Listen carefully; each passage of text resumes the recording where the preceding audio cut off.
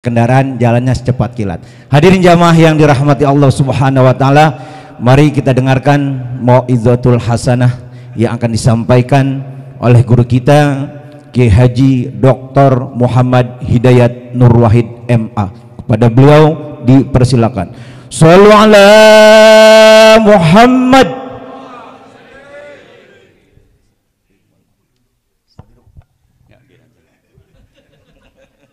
Sekalipun kursi tidak diperebutkan, tapi kualat nanti kalau saya ini kursinya Ustaz Fauzi Bahri. Bismillahirrahmanirrahim. Assalamualaikum warahmatullahi wabarakatuh. Alhamdulillahilladzi khalaqal laila wan nahara khilfatan liman arada yadzakkara aw arada syukura. Alhamdulillahilladzi arsala rasulahu bil huda wa dinil haqqi yudhhirahu 'alad dini kullihi wa kafa billahi nasira wa kafa billahi syahida wa kafa billahi nasira wa huwal ladzi ba'athahu mu'alliman wa mubasysyiran wa nadhira wa syahidan wa mu'allima wa mubasysyiran wa nadhira wa da'iyan ila Allahi bi'idnihi wa sirajan munira. Asyhadu an la ilaha illallah wahdahu la syarikalah wa asyhadu anna sayyidana Muhammadan Allahumma shalli wa sallim wa barik alaihi abduhu wa rasuluhu wa sofiyuhu alladzi la nabiyya ba'dah amma ba'd. Hadratul mukarramin wal muhtaramin, para habaib kita, para alim ulama kita, para kiai kita, pimpinan-pimpinan kita, ustaz kita semuanya yang hadir dalam majelis Kamis pagi di Mushola Iman yang dirahmati Allah Subhanahu wa taala. Tadi sudah menyampaikan tausiahnya Ustaz Kiai Haji Fauzi Bahri, dan tadi kita dipimpin salat berjamaah oleh Ustaz kita Ustaz Kiai Haji Fahmi Bahri bersama dengan ayahanda beliau Ustaz Haji Faisal Bahri, trio F Bahri semuanya. Hafidhakumullah wa ta'anallahu bituli hayatikum jami'an wa barakati ilmikum wa amalikum wa ta'limikum wa jihadikum wa juhudikum amin ya rabbal alamin. Seluruh tokoh masyarakat yang saya mohon maaf bila tidak saya sebutkan namanya satu persatu, tapi pastilah tidak akan mengurangi ta'zim saya kepada ustaz sekalian. Bersama kita juga ada sahabat kita Ustaz Haji Madani Madali, ketua forum subuh gabungan ya Kecamatan Jakarta dan Depok. Hafidhakumullah, dan pengawan dan hadirin rahmatullah subhanahu wa ta'ala. Tapi tadi pantunnya perlu dijawab nggak nih? Jawab dikit ya, nyerempet-nyerempet gitulah.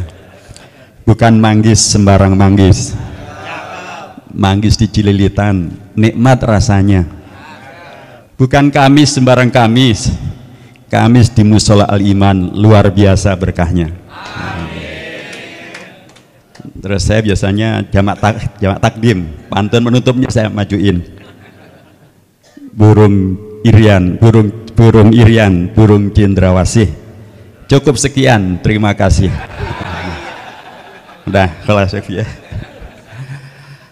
Jamaah dirahmati Allah Subhanahu wa taala. Alhamdulillahirabbil alamin. Subhanallah, alhamdulillah, la ilaha illallah, Allahu akbar. Pagi ini kembali kita ditakdirkan oleh Allah untuk dibangunkan kembali untuk melanjutkan amal soleh, amal ibadah, amanah kita semuanya. Dan saya tentu harus pertama kali mohon maaf sekali, memang sudah 2 Kamis gitu ya.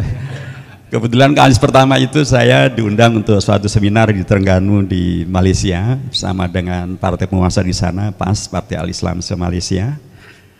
Setelah itu pulang dari Terengganu, saya maraton itu dari Terengganu, Kuala Lumpur, Jakarta, ke Surabaya, ke Gontor, ke Bali. Pulang ke Jakarta, di swab, ternyata masih ada COVID. Masih ada COVID, saya kena COVID. Tapi alhamdulillah ya ketemu hari Kamis. Saya bilang Bawan, daripada saya nyebarin COVID, saya mohon maaf, saya off dulu gitu. Nah sekarang alhamdulillah Allah takdirkan kita bisa bersilaturahim. Mudah-mudahan menjadi silatul ilmi, kemudian menjadi silatul amali, dan mudah-mudahan dimaafkan. Kalau nggak dimaafkan saya tutup, saya pulang sekarang. Ustaz sekalian, jazakumullah khair. Tadi luar biasa kita sudah mendapatkan kajian dari butir-butir hikmah dari Ibnu Athaillah As-Sakandari, seorang ulama kelahiran dari Iskandaria, Kairo, dan beliau dimakamkan di Kairo. Dan pada bulan Syawal yang lalu saya berziarah ke makam beliau di Kairo.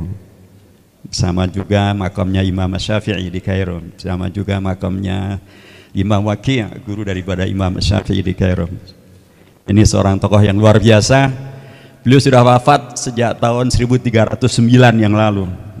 800 tahun setelah beliau wafat, ilmunya masih bermanfaat, Masya Allah. Dibaca sampai di sini, barangkali beliau nggak pernah ngira tuh. Kitabnya masih dibaca, diterjemahkan ke dalam bahasa Indonesia, dibaca di Majelis Kamis pagi oleh Ustadz Kiai Haji Fahmi Kiai Haji Fauzi Bahresh, dan kita semuanya terkesima. Subhanallah, pahala beliau Masya Allah tuh ngalir terus, luar biasa. Mudah-mudahan kita semuanya yang ikut dalam kajian ini juga mendapatkan pahalanya, berkahnya, dan terus berkelanjutan. Beliau juga seorang tokoh yang menandakan betapa ilmu itu terus dikaji, dipelajari, dan tidak pernah berhenti. Beliau tadinya adalah seorang yang anti tasawuf, seorang fakih maliki, tapi kemudian beliau menjadi seorang sufi juga, seorang fakih yang sufi. Ini satu yang luar biasa, menggambarkan tentang realisasi daripada kebenaran. Seluruh perjalanan Al-Quran itu kan dimulainya dengan Iqra bismi rabbikal ladzi khalaq. Baca terus, baca terus, baca terus. Ujung akhirnya adalah menang. Ujung akhirnya adalah surah terakhir yang Allah wahyukan adalah surah Al-Maidah ayat 3, itu ayatnya. Al-yawma akmaltu lakum dinakum wa atmamtu alaikum ni'mati wa raditu lakum al-Islam madina. Itu ayat yang terakhir. Diturunkan berasal Haji Wada. Tapi bayangkan, apakah mungkin Allah menegaskan tentang al-yawma akmaltu lakum dinakum kalau dinnya dikalahin mulu? Wa atmamtu alaikum ni'mati, sementara umat belum bisa merasakan nikmatnya berislam karena kalah mulu. Wa raditu lakumul Islam madina, apakah mungkin Allah ridho pada agamanya kalau agamanya kalah mulu, atau umat beragamanya kalah mulu, dizalimi di mana-mana, dipinggirkan di mana-mana. Sekarang ini Al-Qur'an dibakar di Swedia dan bahkan dibenarkan oleh polisi di sana. Apa mungkin Allah ridho dalam kondisi semacam ini? Di Belanda juga begitu, di Perancis juga demikian. Apa mungkin Allah ridho? Di Jenin, di Palestina, di Al-Quds, di tempat-tempat yang lain, apa mungkin Allah ridho? Enggak. Allah ridho itu karena sebelumnya surah yang terakhir adalah surah yang menandakan ridho, itu memang wajar. Karena surah yang terakhir adalah surah An-Nasr, bukan surah An-Nas. Qul a'udzu birabbin nas. Surah An-Nas itu adalah surah yang terakhir terkait dengan tartib Al-Quran yang sekarang dicetak sebagaimana dahulu dikumpulkan oleh para sahabat sampai pada masa Khalifah Utsman ibn Affan radhiyallahu anhu. Tapi surah An-Nasr berdasarkan tartib nuzul aswar adalah surah yang terakhir. Kita semua pasti hafalkan, idza jaa nasrullahi wal fath wa ra'aitan nas yadkhuluna fi dinillahi afwaja fasabbih bihamdi rabbika wastaghfirhu innahu kana tawwaba. Wajar enggak Allah gitu? Sangat wajar, karena idza jaa nasrullahi wal fath, maksud nggak ridho? Pasti ridho. Wa ra'aitan nas yadkhuluna fi dinillahi afwaja, pasti ridho. Dan kemudian kemenangan ini menghadirkan pribadi-pribadi yang fasabbih bihamdi rabbika wastaghfirhu innahu kana tawwaba, pasti ridho. Begitulah keridhaan Allah Subhanahu wa taala itu yang maksimalnya adalah ketika kemudian agama ini menjadi agama yang menang.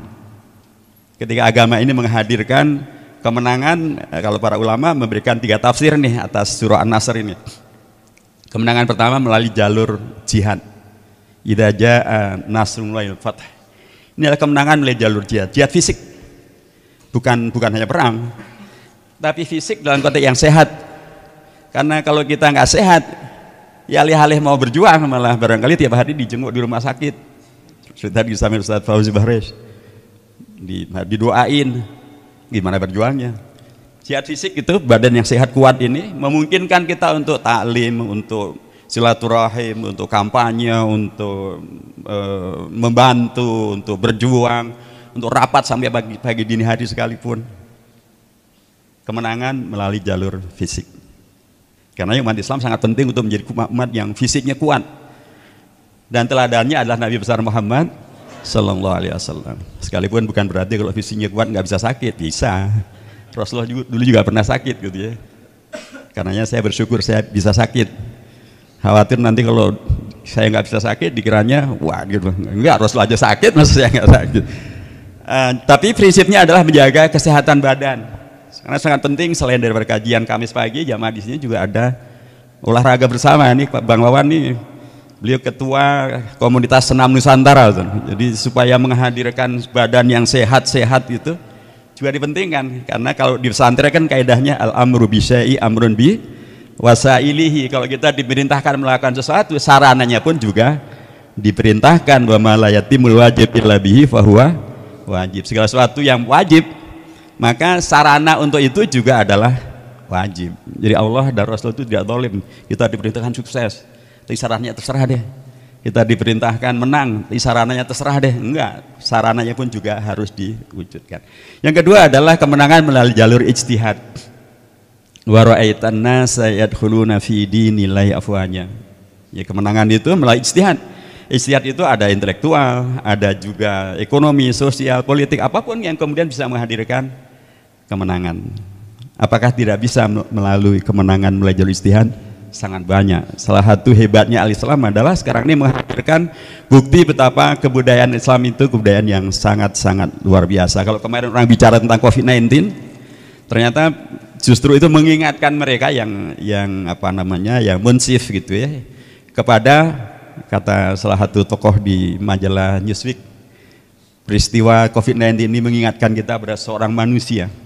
Dia bukan seorang dokter, dia bukan seorang spesialis dalam bidang kuman, tapi dia sejak 1400 tahun yang lalu sudah menyatakan sesuatu yang sampai hari ini tetap relevan, yaitu tentang masalah karantina. Itulah Muhammad.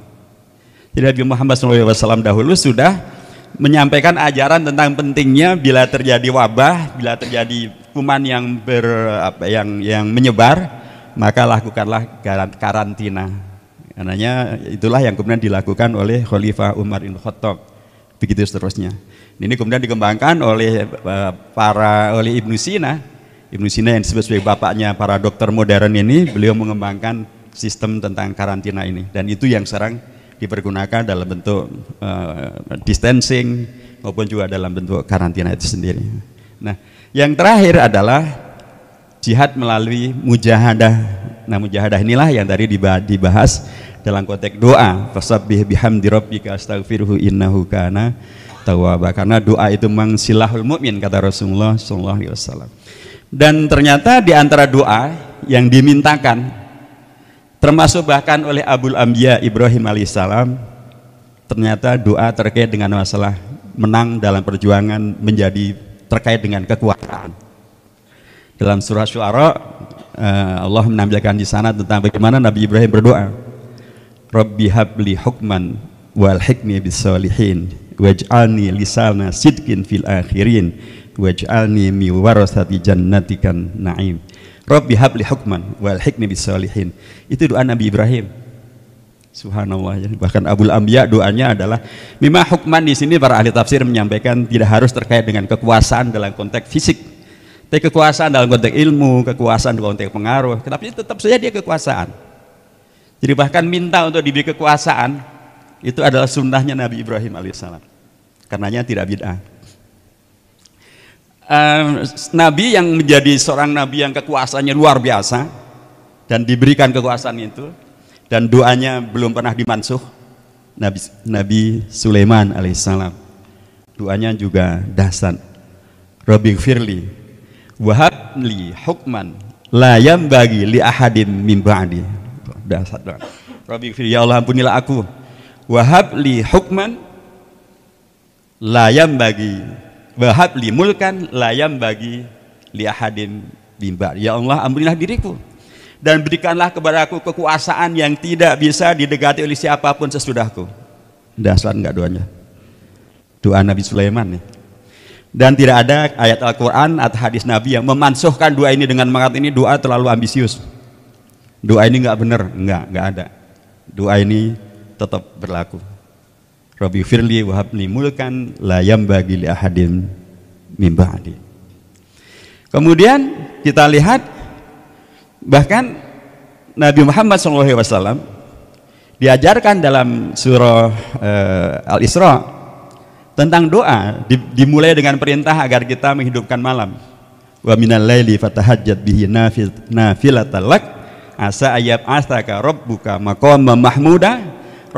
Maqama mahmuda itu kemudian dilanjut dengan doa, waqur rabbi adkhilni mudkhala sidqin wa akhrijni mukhraja sidqin waj'alni min ladunka sultanan nasira. Itu Nabi Muhammad saja sallallahu alaihi wasallam yang dipastikan sukses, tapi diajarkan Allah Subhanahu wa taala untuk ketika untuk bangun malam supaya mendapatkan maqaman mahmuda. Tapi juga diajarkan doanya apa? Rabbi adkhilni mudkhala sidqin wa akhrijni mukhraja sidqin waj'alni min ladunka sultanan nasira. Maknanya adalah kekuasaan yang menolong, kekuasaan yang menolong. Subhanallah. Bahkan Nabi Muhammad pun juga diajarkan tentang bukan hanya sekedar berdoa, bukan berdoa biasa, doa bahkan untuk diberikan kemenangan maqaman mahmuda dan diberikan kekuasaan yang menolong. Dalam akhir surah Al-Baqarah yang menandakan tentang bagaimana dahulu para sahabat galau gitu ya. Bagaimana ini? Karena dalam surah Al-Baqarah di 3 ayat yang terakhir itu, di ayat ketiga sebelum yang terakhir Allah menegaskan lillahi ma fis samawati wa fil ardi wa in tubdu ma fi anfusikum aw tukhfu yuhasibkum bihillah. Para sahabat menyampaikan semacam kegelisahannya, wahai Rasulullah, bagaimana ini? Kalau yang kami tampilkan dihisab oleh Allah, oke. Tapi kalau yang kami tidak tampilkan, tukhfuhu yuhasib, ya siapa yang bisa selamat wahai Allah?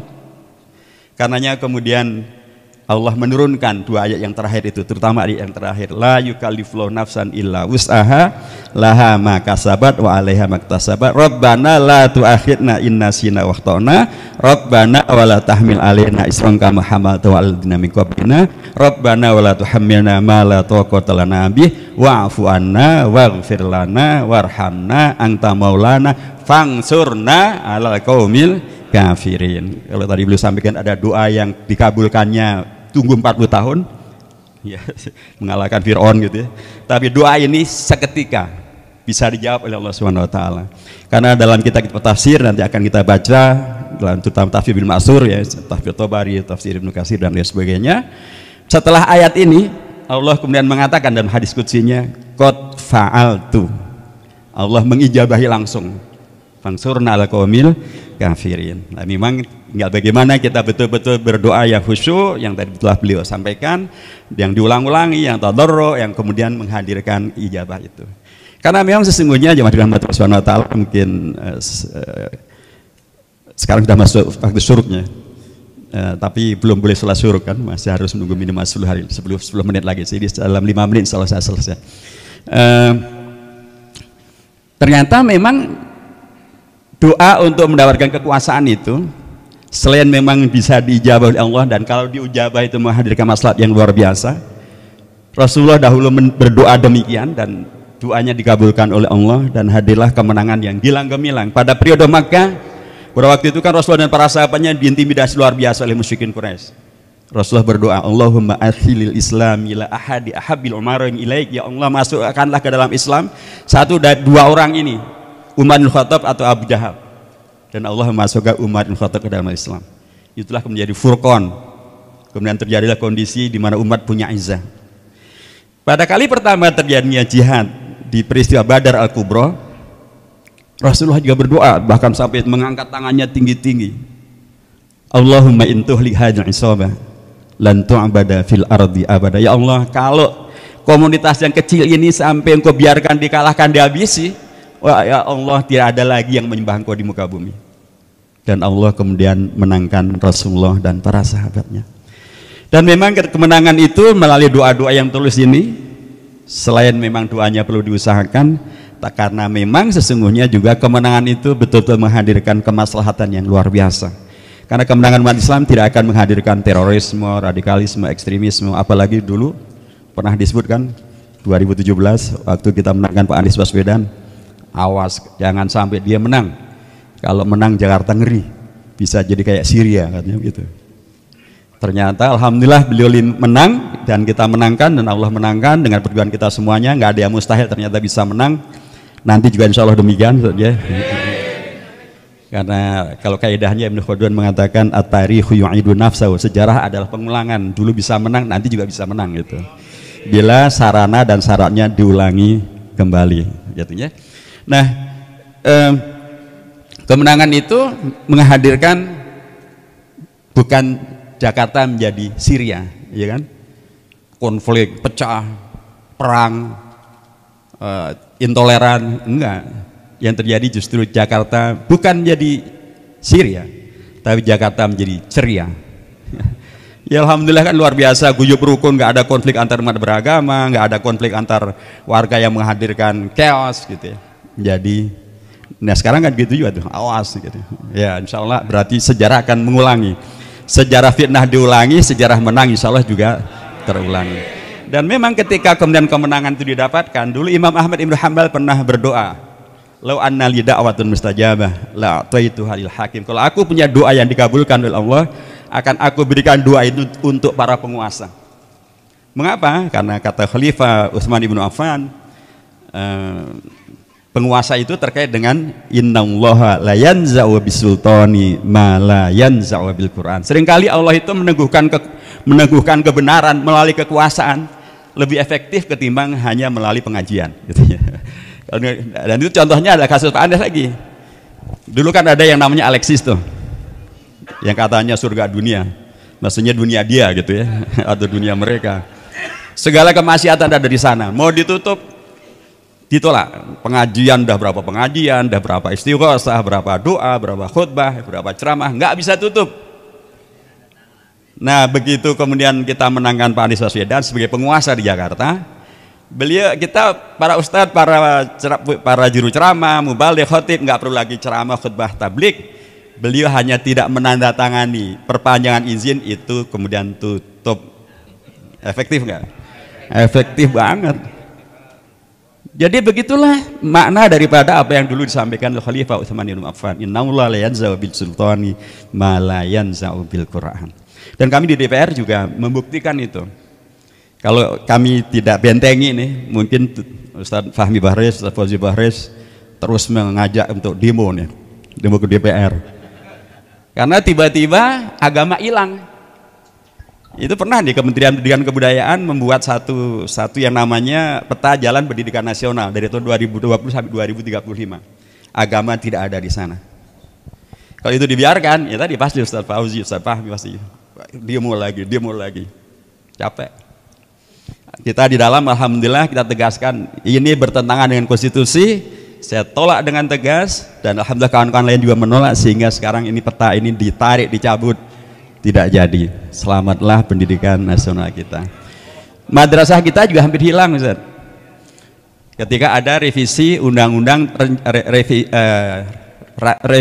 rancangan revisi undang-undang tentang sistem pendidikan nasional, Sidiknas, pendidikan madrasah awalnya hilang. Kita kritik, saya tolak dengan sangat keras. Alhamdulillah kemudian 2 menteri memberikan konferensi pers, tidak benar hilang, masih ada. Kita baca lagi, betul masih ada, tapi adanya di mana? Di penjelasan. Nah kalau penjelasan itu artinya konfirmasi ini hilang, karena penjelasan tidak mempunyai kekuatan hukum. Kita kritik lagi, kita tolak lagi, alhamdulillah bisa balik lagi. Alhamdulillah madrasah kita selamat. Pesantren hampir juga hilang. Dalam revisi ini kita alhamdulillah sudah membuat undang-undang tentang pesantren. Ada 3 jenis pesantren: pesantren tradisional, pesantren modern, maupun pesantren komprehensif yang memadukan ilmu umum dan ilmu agama. 3-tiganya diakui, dan karenanya sekarang ini lulusan pesantren bisa melanjutkan pendidikan ke jenjang manapun, tentu kalau lulus ujian ya. Tapi secara prinsip sudah dimungkinkan. Tiba-tiba dalam rancangan revisi ini pesantren yang diakui ya darinya 3 tinggal hanya 1 saja. Ini artinya adalah bikin berantem antar pesantren. Kan satu merasa didolimi, satu merasa wah akhirnya bisa berantem. Selain daripada berarti ini ya mengebiri pendidikan agama. Kita tolak lagi, kita kritik lagi, alhamdulillah bisa selamat kembali lagi. Kalau di MPR lebih seru lagi, Ustaz. Pernah waktu saya menjadi ketua MPR dulu tahun 2004-2009 ada yang menginginkan agar TAP MPRS nomor 55 atau 66 tentang PKI dicabut. Jadi datang ke saya minta untuk dicabut. Saya bilang no way. selama Hidayat Nur Wahid menjadi ketua MPR tidak akan dicabut ini TAP MPRS. PKI tetap dilarang di Indonesia, komunisme tetap dilarang di Indonesia, dan tetap alhamdulillah tetap bisa. Jadi begitulah kekuasaan itu banyak menghadirkan kemanfaatan dan kemaslahatan. Dan kalau kita biarkan itu dikosongkan begitu ya tadi, kita akan capek dengan ceramah lagi, tablik lagi, demo lagi. Berasanya banyak yang efektif. Apalagi kalau seperti kasus Alexis, kekuasaan yang efektif di eksekutif, cukup tidak tanda tangan, tidak berpanjang, selesai itu segala bentuk kemungkaran. Nah, mudah-mudahan dengan doa yang serius, dengan doa yang mulih, dengan doa yang diantaranya terkait dengan kekuasaan yang sultanan nasirah itu, kita oleh Allah dan umat Islam dimenangkan oleh Allah Subhanahu wa taala, menghadirkan keberkahan dan kemaslahatan dan membawa kepada keberkahan untuk semuanya. Wallahu muwaffiq ila aqwamit thoriq wa wal hadi ila sawa'is sabil. Wassalamualaikum warahmatullahi wabarakatuh.